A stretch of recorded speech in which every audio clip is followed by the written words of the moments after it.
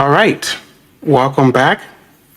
Once again, it's your boy, full colon Nathaniel hyphen Nima, full colon Dio, Tildy Jr. I punctuate my name because I'm a fact and I am a living man. So we are going back into the manual of Samplitude. Now, when I say some things, I know people are gonna be like, I think you're just thinking too much of things. But there's a lot of things that happen behind closed doors, and there's a lot of entities that don't want specific things to happen. Now, this is about discipline. If I can discipline myself to do certain things, then anything else is possible with discipline. So just so you're aware, just a little bit of things to put out there as a disclaimer. Up to now, I still haven't gotten my audio fixed. I still get that choppy audio, and it's not normal. You may think that it is, your settings in OBS, or you're matching this one, doing that one. It has nothing to do with that because everything was working a while before. I decided to start this back up again. Almost as if, there's just like the computer just caught a cold, like it was winter or something. Like their computer doesn't want to be able to fulfill its command.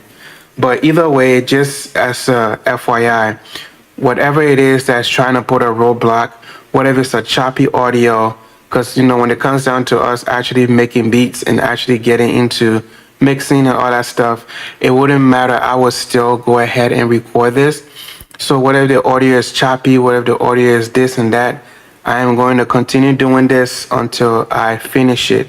So there's nothing that's going to hold me back. I'm not going to say, because the audio is choppy, then I'm going to just say I'm not going to stop. Nothing's going to stop me. We're going to go through this and we're going to get it done. So if you have any role to play, forget it. You're just wasting your time, because even if the people don't hear the actual the rhythm because it's being interfered with the choppiness and all that other stuff. But at the end of the day, I am still going to get this done. So good luck, because pretty much you're up already on luck. But I pray to Yahweh for blessing that everything will be functional the way it's supposed to be. So let's get into this today. The last time we got done, actually let's go here. The last time, no, I can't, let's save this. The last time that we were here, we did the overview of the program. Let's go to content. And we were over here, we did the documentation and help. We went through all that. So just, if you're just coming, you probably want to start there. You want to start with the documentation and help. And then, of course, after the documentation and help, we also did the overview of the program interface, where we went through and give you a whole breakdown of from left to right, from top to bottom, what things are in the software. We have not even gotten into the actual play screen because we need to understand some things first, because we are beginners. So if you haven't caught those, I am going to go back and remake these so that some other areas I've just learned how to do a zoom in. The more I start to actually mess with the video editor now, the more I'm going to learn as well. So I learned how to zoom in certain areas to see specific things, because from far away you can really see, especially when you want to know what it looks like or so forth. So let's get into it. Today we are going to be focusing on just the two bars up here. Pretty much it affects the entire two bars up here and down here as well. As you notice, from the last time that I did the overview video, this was not here. I just actually added that. So we are going to go through setting up our two bars so we can kind of get familiar with it. Why is this important? You just never know when these things might come in handy. So first thing first, they talk about editing two bars. Now that the manual has been updated a little bit, so instead of being on page 34, it's on page 37 now. So we're gonna do editing toolbar. So this is where you get most of your mouse keys. Universal mode is really good and everything. So yeah, we have that. I'm gonna load in an object so that import low audio, and let's go to E. Let me, I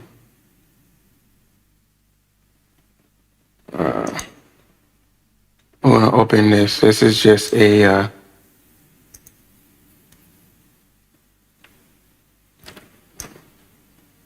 oh no, let's do Control Z. Actually, let's do it again. Import.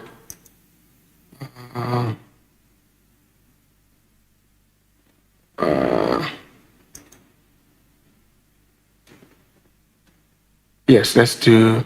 Yeah, just keep what we had. Copy file to the project directory. Load left and right file. Load multi-channel file into the folder track. Well, but it does not give me. It's not giving me the option to do a new track. So that's interesting. Oh, it does that on its own then. There you go. So we're gonna lock this in place, and we're gonna go to the mixer and load this down. Even though we can't hear the audio because it's choppy, but still we're just gonna put an audio so just in case if we need to mess around with some things. And we're gonna go ahead and zoom in a little bit.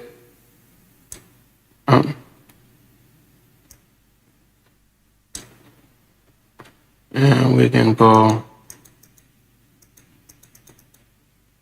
Anyway. It is kind of, yeah, okay. So we're gonna go ahead and start with the toolbars. From the toolbars, if you go down, you have the universal mode, you have range mode, curve mode, you have object mode, volume object mode, left or right mouse mode, cut mode, and all the other modes, spectral mode and everything. Today we're just gonna learn about editing those toolbars. So what we're gonna do is we're gonna go up here and right click on top of this arrow. And when we right click, we get this option. And also when you right click it, you get a choice to change the appearance of the doll. You have the canvas here. If you want a gray background and all that stuff, ew, it look awful to me personally. But you can do that. But the main thing what we here is to edit the toolbar. So when we click edit, we have this option pops up. These are all the various tools that you will need. If you hover over them, for example, if you hover over this guy, you got first one of the things I realized you have to click on them and then hover over them so you can be on there. So this is the cut, and then what is this one? It's the cut mouse mode, and then this is just to cut. So there's two different kind of a cut. I mean, you have the draw waves. You can draw a wave, draw volume curve. So you can you can just come in here and just start drawing the volume curve, the way you want it to be and so forth. All right, so another thing there's so many different things. We're not gonna go to each individual icon because you can just hover over it and it tells you range start to next zero crossing. If you go and hover over this is to record. If you go and hover over this, range editor, so we're not going to go through every single one of them. That's not the purpose of this.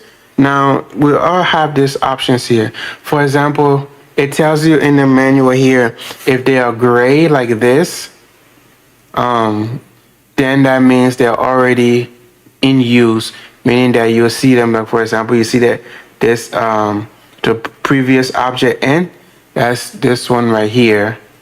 The previous object N, let's take a look, make sure it's the right one. Yep, the beginning. Okay, yeah, it is. Try to make sure that it is the right one because that kind of looks small. No, it's actually behind the yellow one, so it's right here, sorry. So it's this one right here. So as you can see, it's grayed out. It can be used So if you see the ones that can be used, that's already in use. Okay, like this one right here, mixer, is already in use. It's down here. Okay, so now if you want to add your own, like I just added this one down here. If you wanted to add your own, you found something that's going to resonate with you. Like for example, if you want to link all tracks together, link all track to the right, you can drag and put that down. But let's see if there's something here. I will play from cut, play to cut, play from cut start, play over cut. There's a lot of good option. Zoom in vertically. That just do one and just have a. We're gonna do the draw volume key. We're gonna click and hold, and drag it down here, and just let it go. Boom. We're gonna take this one, click and drag it down here. Boom. Okay. And then we're gonna click the draw automation. We're gonna click and drag it down here, and we're gonna let it go. Boom. And you can see that is gray. But we'll talk about that one later as we read along. And then this one is the color mode. So we don't really need that, but you get a gist of what I'm trying to get at. So pretty much these are the tools. You can just take your time to go through it, and kind of get a vibe, get a little learning. Okay.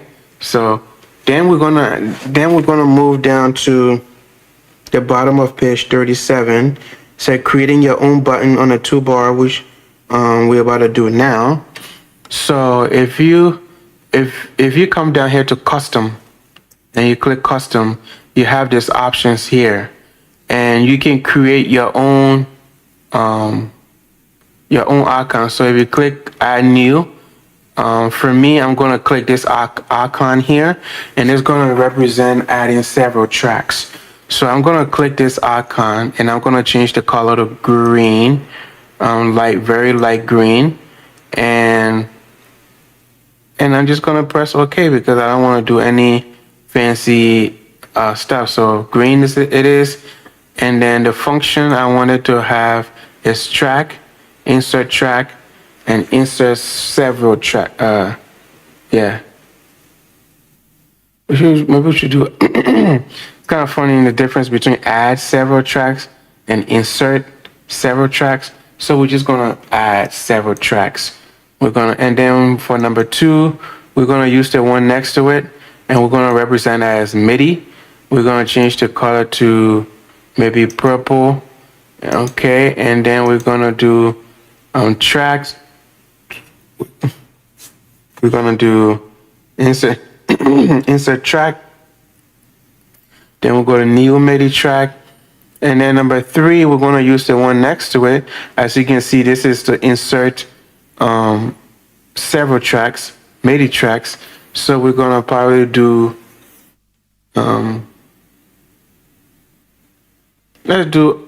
let's come over and do aux for the line, the bulletin line. And no, let's do buzzes for this one and aux for this. So let's go ahead and do buzzes. Color for buzzes should be, we will do, what would I do for a buzz? I'll do this color. And for this one, we would do this one. And we would change the color to this one. Okay. So this would be the insert buzz track. Actually tracks. To insert a submix buzz. And we're gonna add tracks, insert tracks, and then we're gonna do aux. Boom. So now that we're satisfied with that, we click boom, we'll just exit out, and they're all here. So we have 1, 2, 3, 4. So now you can click, hold, and drag it down here. You can click hold for the MIDI and drag it down here.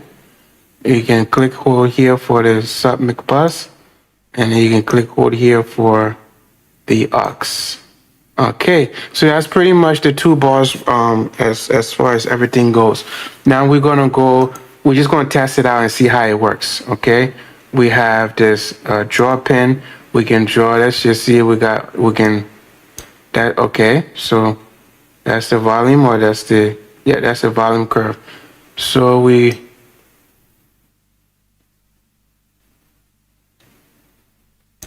maybe if we zoom in would be better.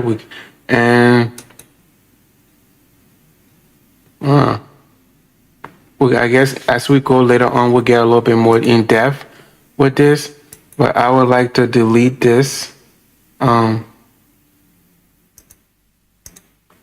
So let's see. Oh, that just resets the toolbar. But eventually, we're gonna have to reset this. So we'll figure that out later because I don't want to focus on that right now. We're just gonna say that's how it looks. Because sometimes these things is very important because certain vocals, you have to go in manually and raise some areas so that you don't have to do a lot of work with a compressor to make it all natural. And it will be easier if you were to zoom in and do it.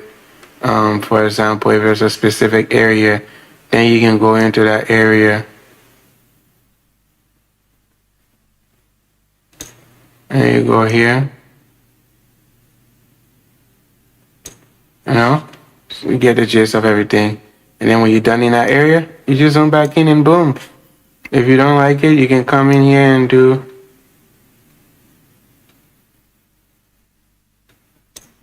Okay. All right. So we like that one.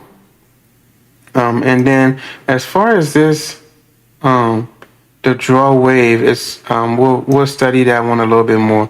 And then this one is the draw automation. So if we click automation, it should, I still work with the volume. Interesting. Okay, so now let's try what we just set up for ourselves, because you can always add your own. As you can see, when we went here and we went to edit toolbar, we went to custom, you see the options that you have. Oh, you gotta put those in there first. Actually, let's remove this. No, that go ahead. You see you have help. You can put something down. That's if you don't want to go to the top menu. You just want to come down here and click. Instead of clicking the menu, then draw down. So you can go, you can have the play. You can pick any options from here that you know that you use often. You can go here and pick any option that you know you use often. The effects, you can go here. I think I'm going to add amplitude. I'm going to do a normalizer, and I'm going to change that color to white.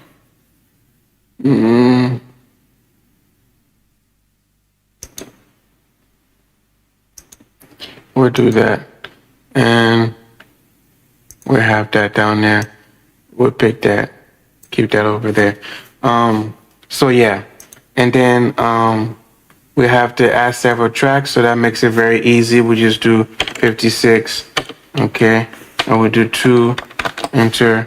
Then here we can just click instead of going all the way up. I mean, it has shortcuts for these, but I never really saw any shortcut for inserting these tracks. I always was looking for, like, for example, if you type in here, you see there isn't any shortcut. Okay, so because there's no shortcut, it would be nice to really just have it down here. You just click here. Oh, it just adds it in there. It doesn't give you an option. That's awesome. Okay. Yeah, for the MIDI, you just click it and it just add. It doesn't give you the option to put in them out. If you want to sub, I think it's just going to add it too. There you go, aux1, aux2, aux3, and then sub bus1, bus2. Okay, so that's pretty much the function of that toolbar. Now we're going to go into docking. So with docking, you want to press Control Shift B, and it wants to make machine Control Shift B. They should bring out this window down here. Now this window is very important, especially if we were to, so actually now we had to go up here now and universal mode. So because we have this draw wave tool here, we're gonna go ahead and probably undo that because it's already here, but we're not gonna do that now. So we're gonna go to universal mode so we can have our regular functional. As you can see, when you go to a certain place, you can do this. As you come down more, the mouse change on that. As you come down more, let's open this up a little bit more. Come on.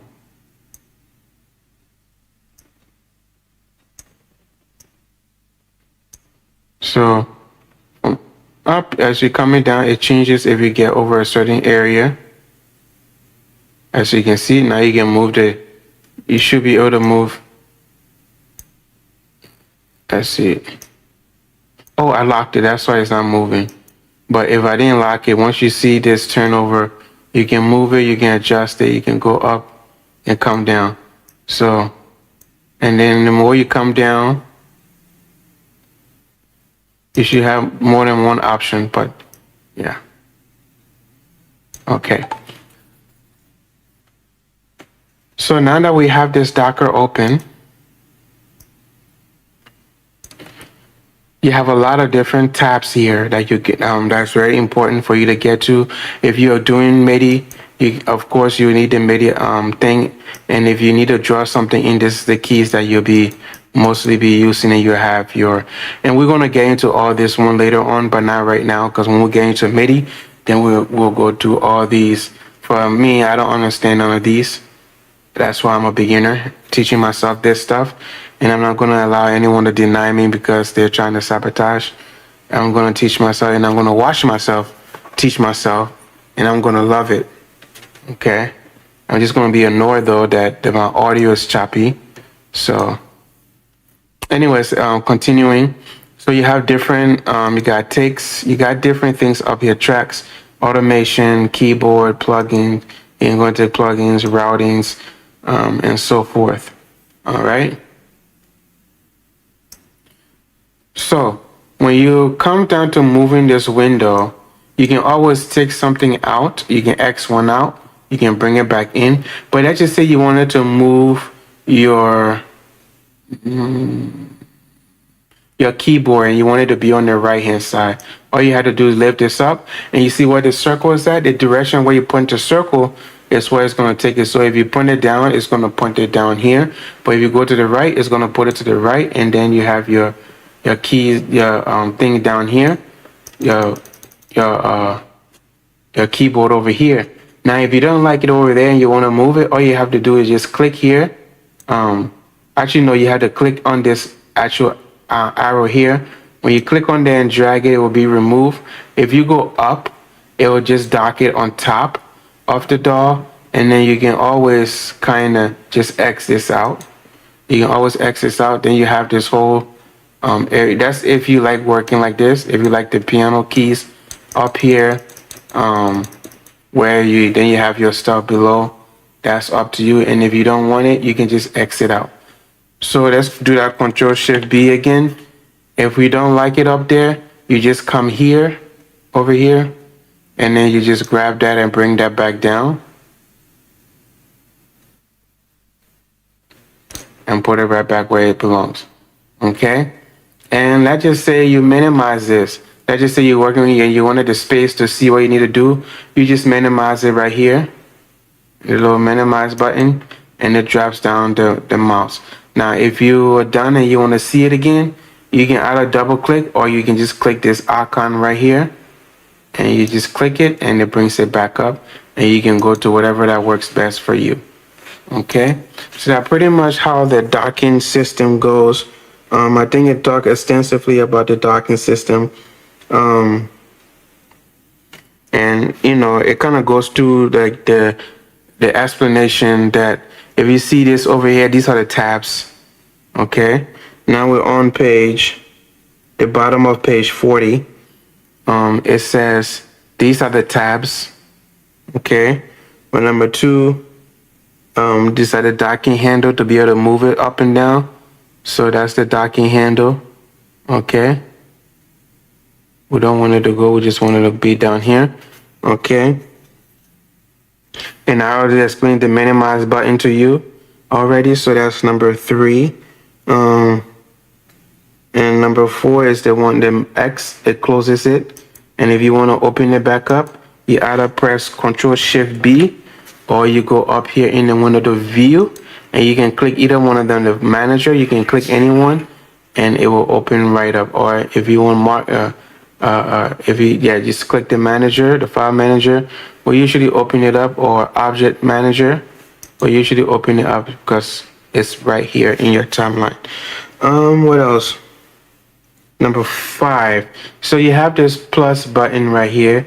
If you click that plus button, there's some things here that you can add. Now you can see I added the sample area over here. If you click, as you can see, it said no Magix samples install. But yeah, I have that options at least. So yeah. Let's see.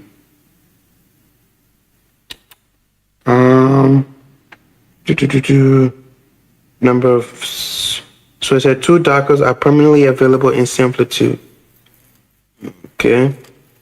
All managers remain in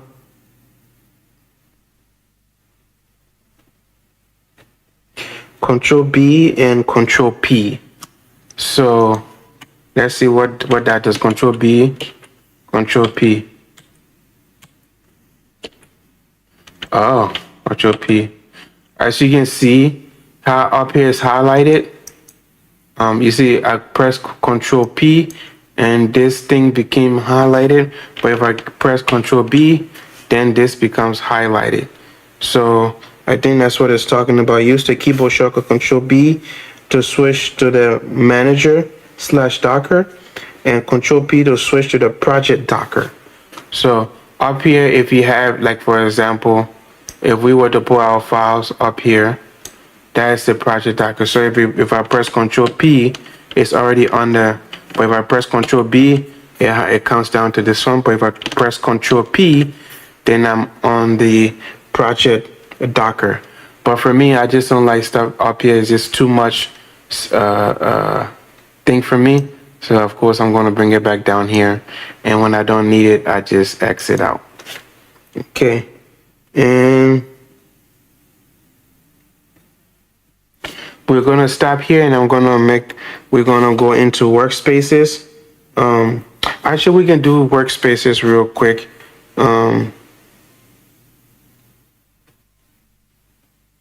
So we have various workspaces, and usually when you start, if you always start it off, it will start you off in default. You have big icons, where if you click on it, things get a little bit bigger. But you probably don't want to do that when you are in editing mode, because it takes up a lot of your screen.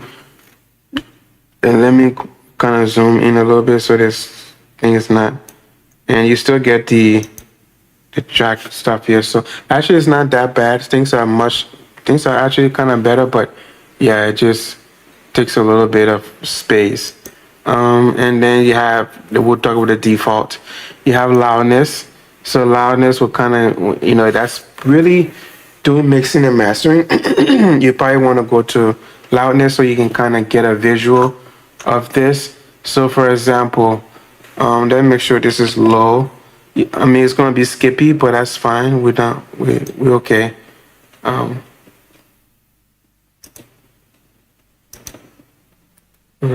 Check.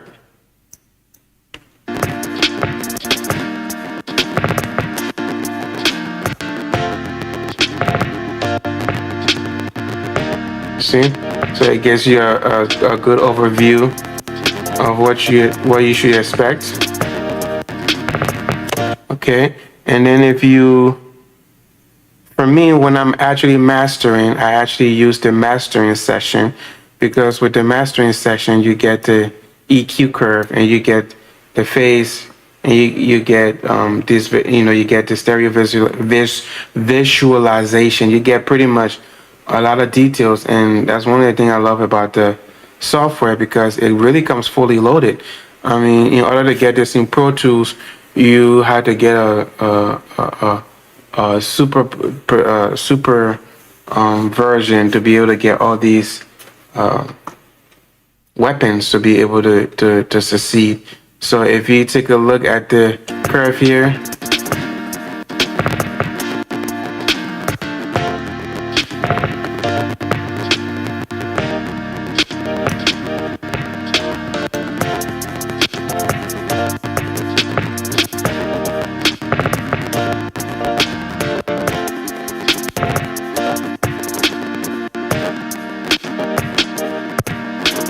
okay, so I still yet to really get a good understanding of what I'm looking at over here. But with time, now that I'm putting my time into music, I'm pretty sure I'm going to get the understanding of what that really is and what it does. And I have a lot of problem with this as well. A lot of times I will realize that my stuff, let's say it will be pushing outside of the right and the left. A thing will be pushing out. I don't know. That means that it's too wide. So I will have to kind of study this a little bit more to understand what it is to help me become a better mixer, hopefully better master engineer.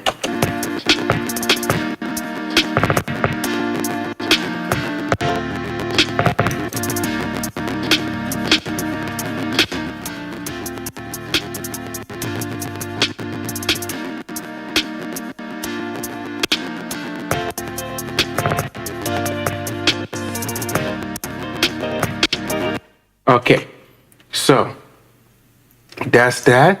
I really love that aspect of this DAW. I mean, it's phenomenal. Can't complain about that. I never done post-production before, but that's pretty much getting your stuff ready for CD.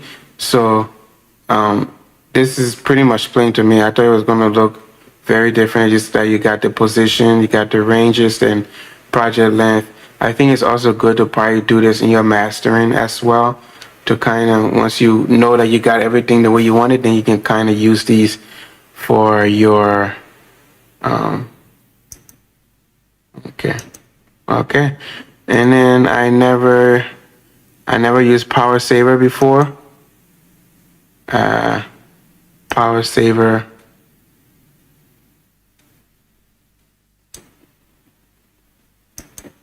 I never used Power Saver before. I'm not sure what it's saving the power for.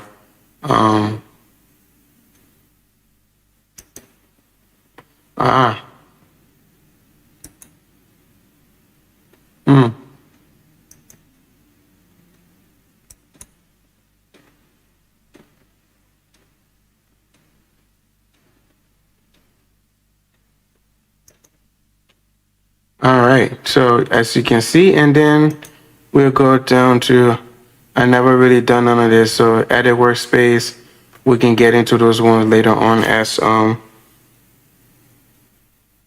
yeah, so that's pretty much it for today. We're gonna pick up on another day and kind of go from there.